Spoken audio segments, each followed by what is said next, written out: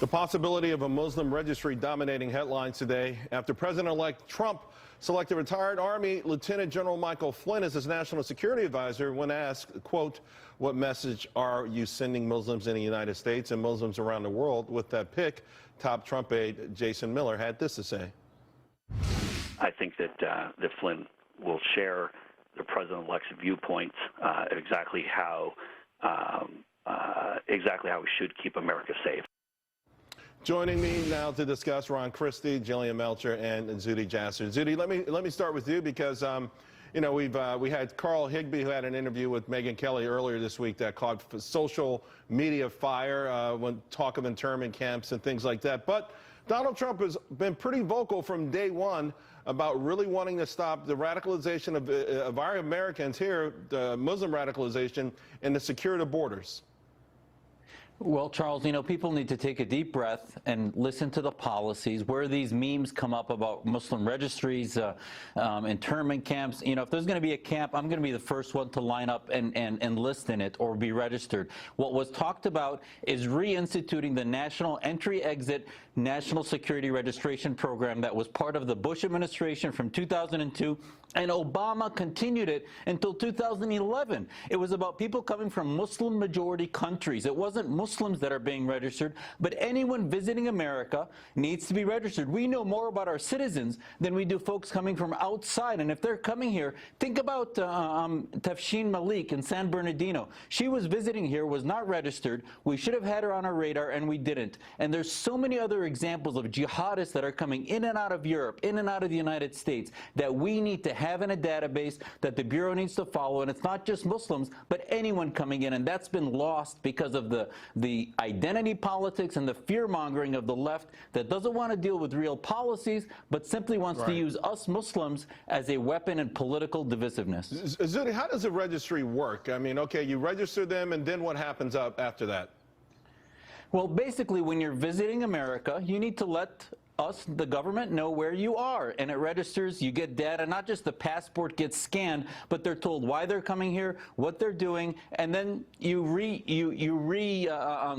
tell the government where you are every few weeks, every few months, whatever it is. But basically, you're on the radar and not just sort of missing in action once you come to the United States. So, Ron, I mean, you know, I guess how they've extrapolated out of that something that sounds a lot more sinister, even invoking Japanese internment camps. Yeah, good evening, Charles. I mean, it's absolutely ridiculous. I just came back from Italy. When you go abroad as an American, you actually have to scan your passport. They actually look at you and say, why are you here? Your information is enclosed. When I left, they said, what did you do here? How long were you here? Et cetera, et cetera. This is a very innocuous program, I believe. It's not targeting a specific religion, but it's targeting state sponsors of terror, and it's targeting those countries that have a history of terrorism. I have no problem whatsoever in the aftermath of 9/11 when we had several of the students who were here on expired student visas that failed to tell the government of their whereabouts, who then, of course, brought down the Twin Towers. So the Democrats are trying to score cheap points based on politics. We need to keep America safe. Jillian, do you see any red flags here?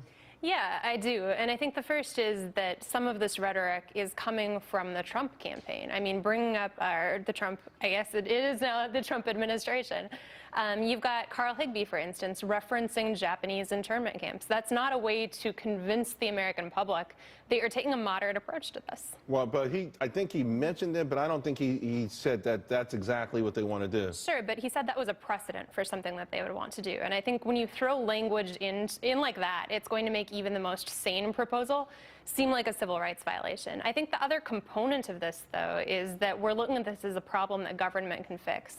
And I have been very frustrated by the amount of Americans that are so upset about this issue, are going to go make this their single voting issue, but don't care enough to reach out to the Muslim community and don't care enough to use civil society as a tool to engage. I think we end up with cultural ghettos that way, and that's a situation where radicalism happens. I think the American people need to take this on themselves. Zuhdi, when it comes to assimilation and things like that, we know in Europe has been unmitigated disaster.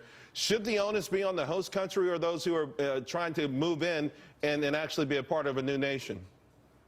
Well, I think, Charles, it's about values. The host country should not compromise its values, but it also should not say that being German, being American, being French is about a race, but rather about an ideology. So our Muslim reform movement takes those values and say, you know what, as Americans, we believe we're against blasphemy laws, we're against the caliphate, we're against the Islamic State, any Islamic state. Does the Constitution supersede Sharia law? Absolutely, it should supersede, and Sharia law should never trump the ideas of belonging to a country that all are equal under God. And Muslims who come here need to adopt to that and need to say that that comes first and foremost. And if they don't, if they're Islamist, I don't care if they're nonviolent. Right now, our only filter is whether they're violent terrorists. It should be a filter of whether, just like in the Cold War, if you're a communist, I don't care if you're not a Soviet, if you're a communist, that could be a threat. And in this war right now, if they're a jihadist, if they're an Islamist, whether they're violent extremists or not, it matters if they're Islamists, and we should not be allowing Islamists into this country ahead of Christians, Yazidis, and others who are not threats. All right, guys, thank you all very much.